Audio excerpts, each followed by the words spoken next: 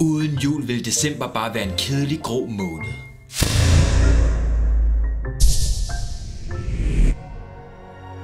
Men denne historie handler ikke om Grinchen, men om et meget nært familiemedlem ved navn Grunch.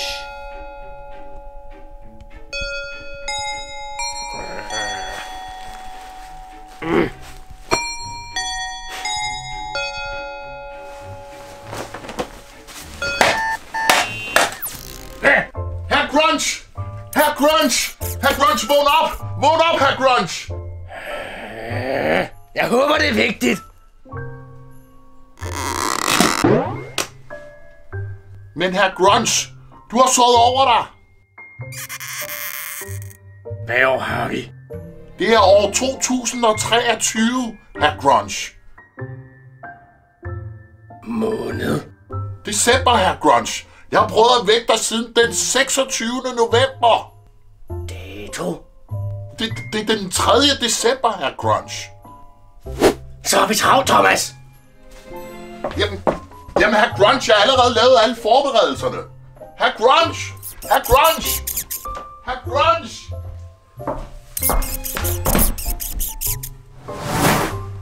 Hvilke forberedelser?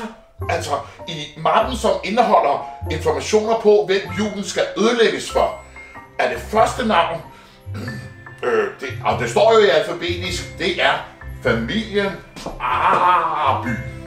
Arby. Arby.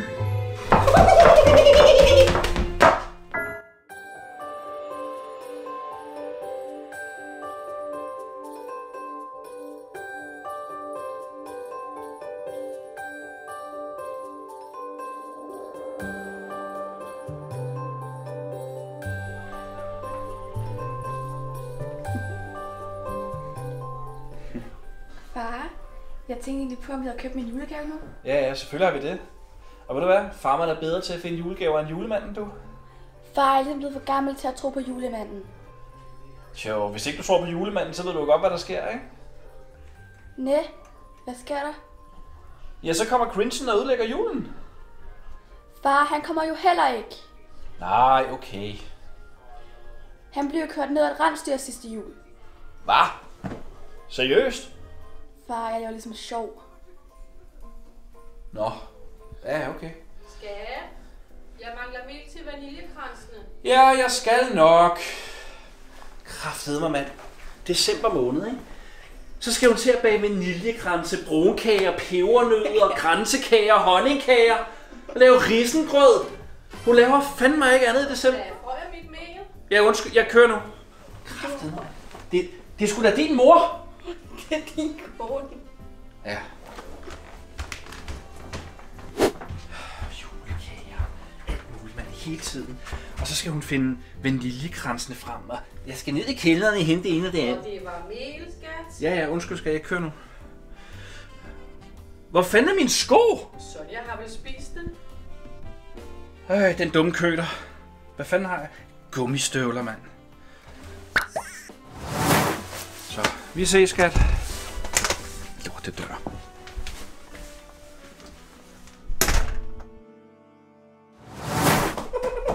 Han skal have en genstand.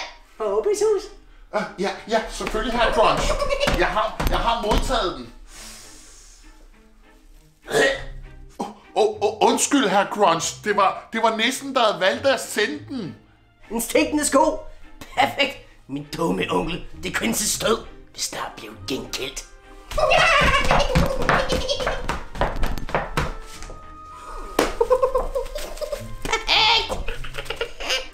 Men Herr Grunch, det var ikke julemandens skyld, at han døde. Men det var julemandens åndssvage rensdyr, der kørte ham ned. Jamen, undskyld, Herr Grunch, men skoen, den er klar til transport nu.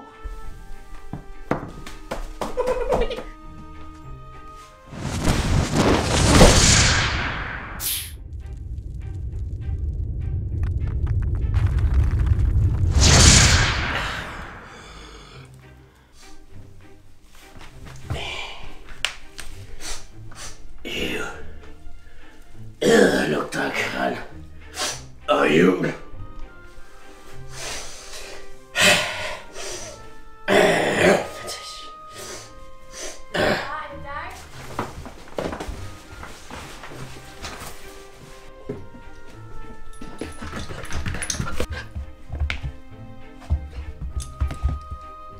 Smutser for satan. Dumme firbenet skætning. Abort. Forsvind.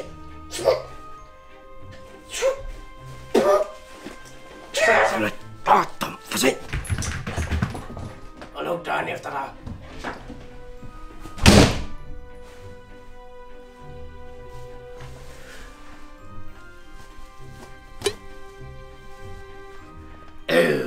Lugten af jul gør mig døsig og træt.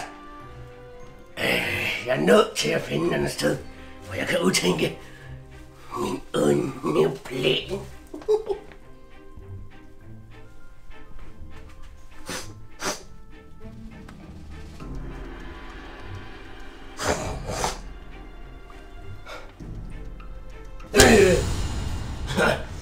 Jeg troede lige, det var sæk. Kæft, hvor han græd. Jeg lister ud og tænker, finder et andet sted.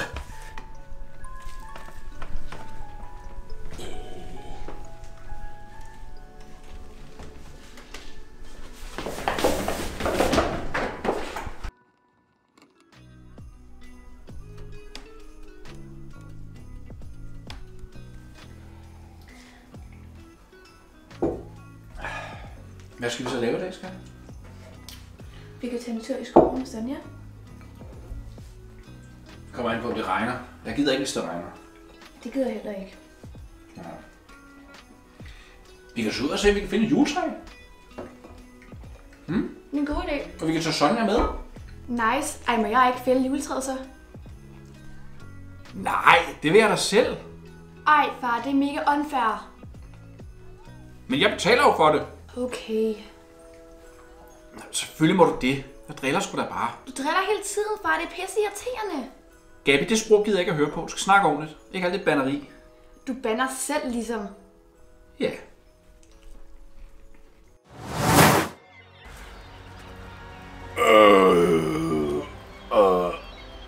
Lugten af forureningen. Rotterne nager mig af fødderne. Det kan umuligt blive bedre.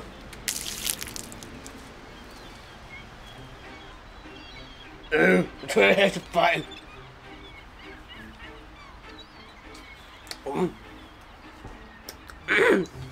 Mormad på sækken.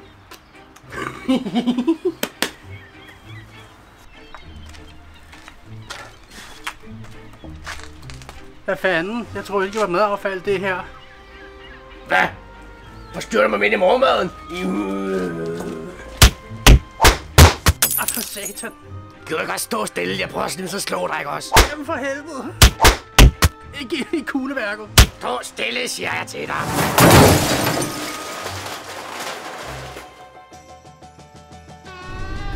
Hvornår kommer mor egentlig hjem? Jamen, hun er på juleindkøb, så måske den 23. Ej, stop, far. Hun er nok først hjemme i aften, du. Det er mega kedeligt at køre bil, altså. Okay, prøv jeg har en joke. Hvorfor kan juletræer ikke sy? Hvorfor juletræ kan sy? Er det en joke? Ja, det er en joke. Men hvorfor kan juletræer ikke sy? Er det fordi, de taber 0, eller hvad? Ej, kendte du den? Den er pisse dårlig, far. Ja, okay. Det er øvrigt herovre.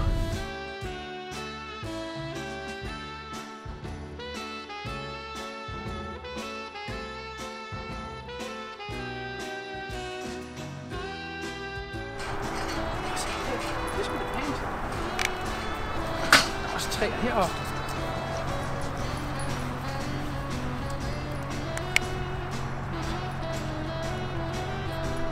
Det her, det er altså flot. Jeg tror sgu, det er en nordmand. Far, den er rødgran. En rødgran? Det er jo lige meget, om det er en nordmand eller en rødgran. Vi skal jo bare have det. Ej, skal vi ikke selv fælde det? Har du måske lyst til at save? Nej, far, du skal da save. Nej, jeg knækker bare en negl. Far, du har ikke nogen negle. Jeg fælder det ikke. Vi går herover. Kom. Hold op, man. Vi går til det der med hjem. Det går da lige stå i stuen. Det er mindre. Ja, så tager vi et af dem her herovre. Okay, har heller ikke mange større. Herovre. Der er også noget der. Men jeg tænker, vi tager det her. Ikke? Ja. Det er næsten 3 meter. Far, jeg tror ikke, jeg kan have i bilen. Nej, vi sætter det oven på bilen. Over på bilen? Ja, ja. Så rammer vi sgu de andre biler. Nej, vi stiller det jo op. Okay, dårlig idé. Ej, det er en skidegod idé. Lad os det andet, der er mindre end det her. Ved du hvad? Vi tager det her. Far, altså hvorfor ligger træet ikke ned? Igen, det ridser lakken på bilen. Det kunne jo være inde i bilen. Ja, så spiser Sonja det.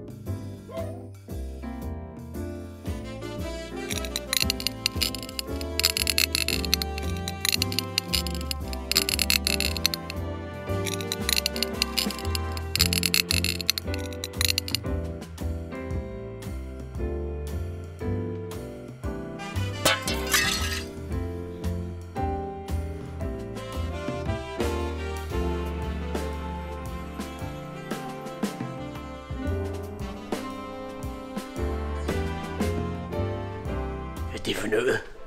Den der julepynt er stjælet. Hvad satan. Jeg har brugt timer på at komme herind. Eller 5 minutter.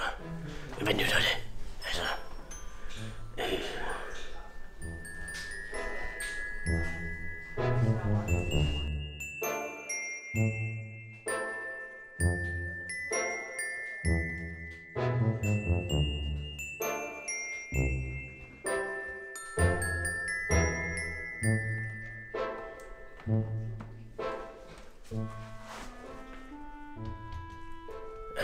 Forkerte hus.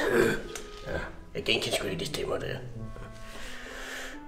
Fucking lort.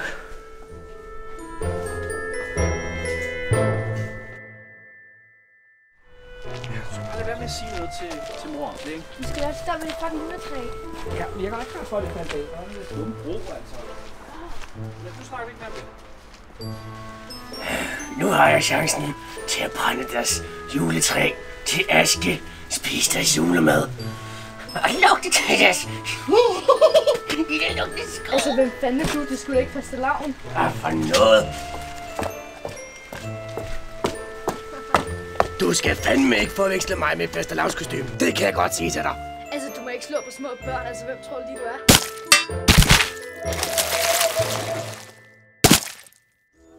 Og ved du hvad, skat? Vi kan prøve at se med mors julekager. Hun har bespagt vaniljekranse eller sådan noget i dag. Ja, jeg glæder mig simpelthen til at smage dem. Skal vi ikke se vores julefilm færdig? Hvad meget mangler vi? Halvdelen af den. Er det den der Shrek? Nej, det er Grunch. Det er sgu det samme. Jeg gider ikke at se den, skat. Ja. Hold da magle, mand. Så er der bare legnet totalt op her. Rigtig meget sukker i dag. De er gode. Ja, de er mega gode. Jeg går ind og lægger mig lidt, ikke, skat? Gå ind og se noget julefilm i stuen.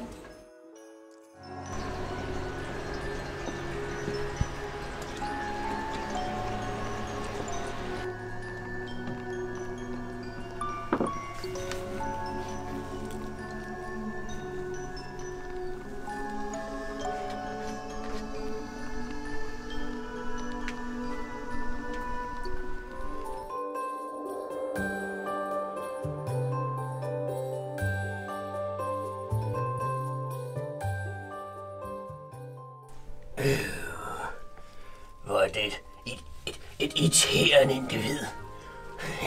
Ja, nød du bare din julefilm.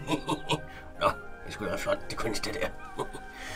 Men snart vil din værste jul blive min bedste.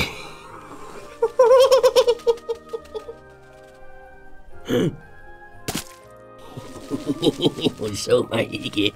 Jeg så dig godt. Du så mig ikke. Ja, far, så siger vi det. Jeg er ikke din far. Nej, du er Grinchen, eller far i et meget dårligt kostume. Hvorfor er ingen bange for mere? Jeg lugter ikke nok. Jeg er ikke Frygtindgydende nok. Jeg må komme tilbage i aften og udføre min næppeplan.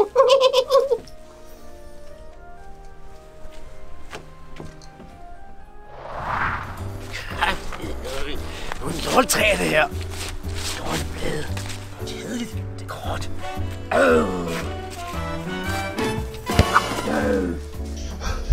Over her, don't say jazz. Hvor kom den bold fra, bro? Jazz. Hvor er du hen, bro?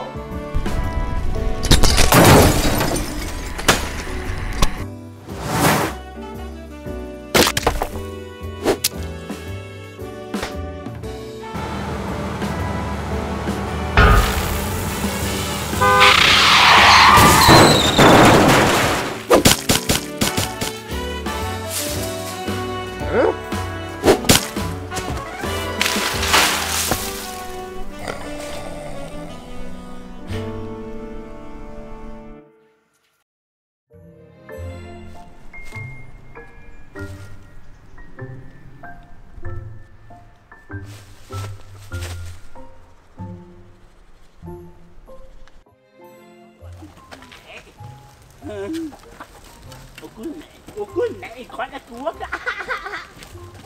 Hvad for noget? Hvad kan du mig en grøn agurk? Nej, undskyld, jeg har trådtet. Au, lad være. Så lad være. Au, lad være med det. Det gør sgu ondt til det her. Au, lad være. Stå stille. Nej. Stå stille, jeg prøver at slå dig. Det er noget pis det her, men... Hvordan gør man det her? Det ved jeg sgu da ikke. Kan du ikke lade være med at bande hele tiden? Det gør du selv. Jeg bander kraftedeme mig ikke.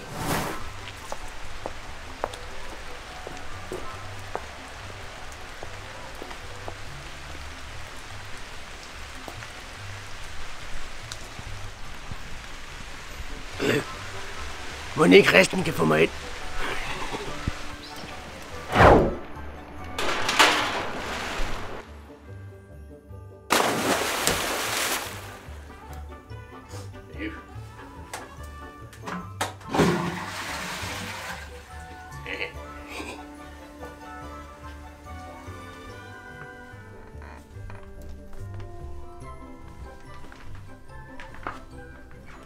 Men det er den her lort, der står her. Man skal bøje den sådan her.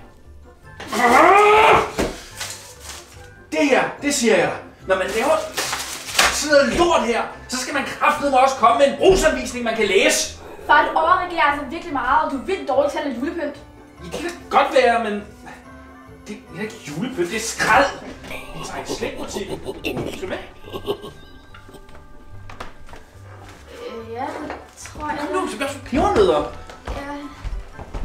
Ja, så ikke sige noget til mor, om vi køber slik, men... Nej, selvfølgelig ikke. Ellers kan man bare have det helt for sig selv. Lige præcis, og vi deler ikke. Hvor er min sko? Altså, min sko er slet ikke. Sonja har spist min sko. Så de fucking gummistøvler igen.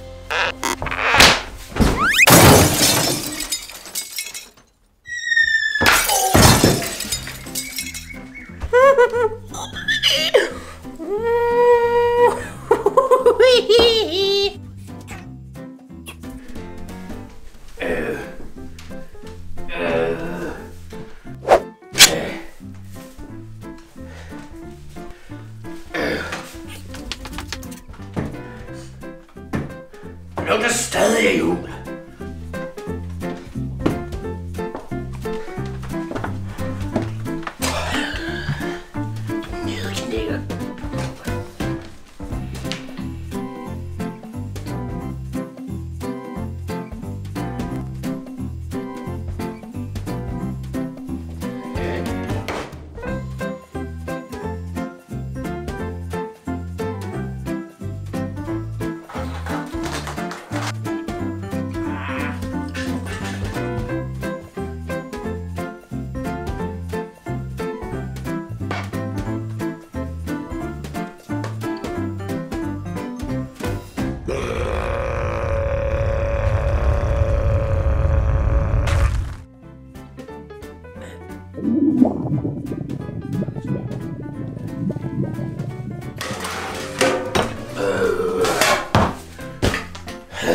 er bare den sidste detalje.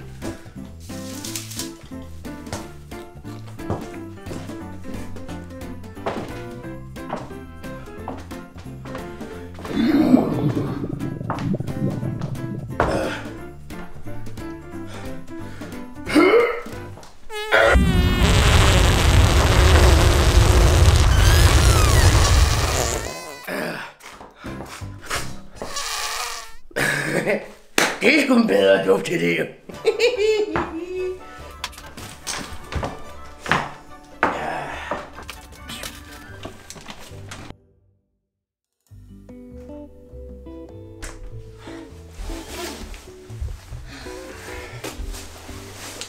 Dejligt at være hjemme.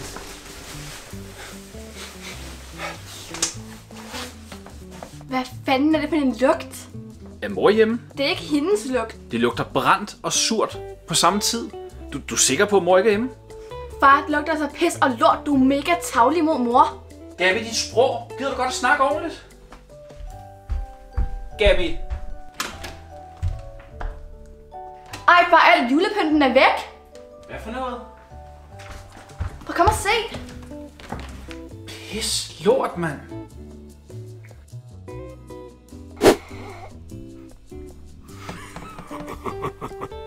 Tim. Jamen far, hvad er det, der lugter? Jeg ved det faktisk ikke, skat. Men prøv at se huset. Det ligner jo et bumpet lokum.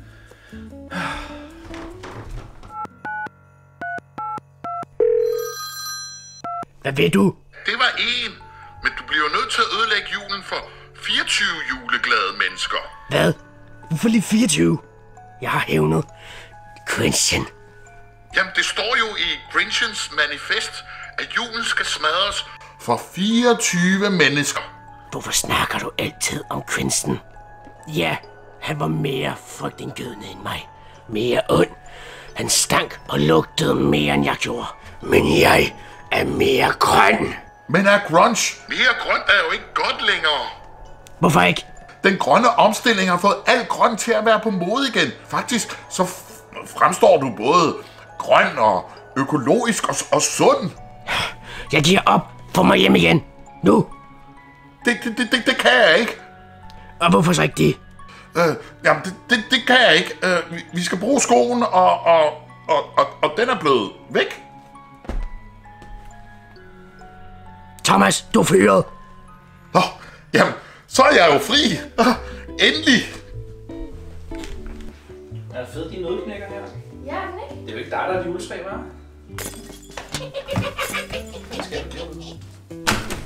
Hvad laver I? I ødelægger julen. Nej, vi redder den. Hvem er du? Hvordan er du kommet ind? Hvad fanden er du? Jeg er The Crunch. Crunch?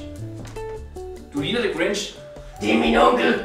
Jamen, hvad laver du herinde i vores... Det er mit hus, det her. Jeg er her for at ødelægge julen. I ødelægger mine planer. Er det dig, der har sat ham op, skat? Nej, jeg kender ham ikke.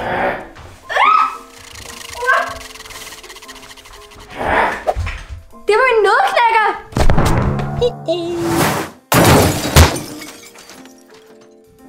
Hallo? Er du okay?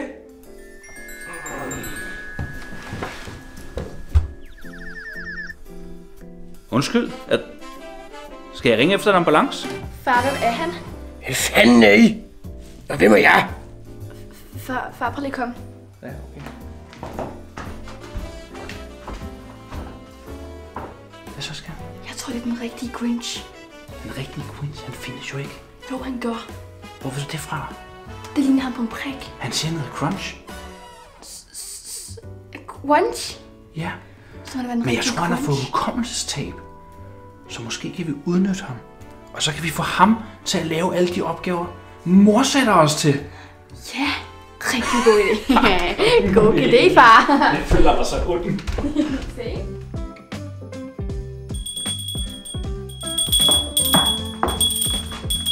Og det var på tide. Jeg ringede jo efter dig. Rolig nu. Jeg er her nu. Min datter og jeg vil gerne. Hvad må der sker med Grunch nu? Får han nogensinde sin hukommelse igen? Det finder vi nok aldrig ud af. Men får vi en dejlig jul? Det tror jeg nok, vi gør. Ha' en rigtig glædelig jul. Farvel. Ja.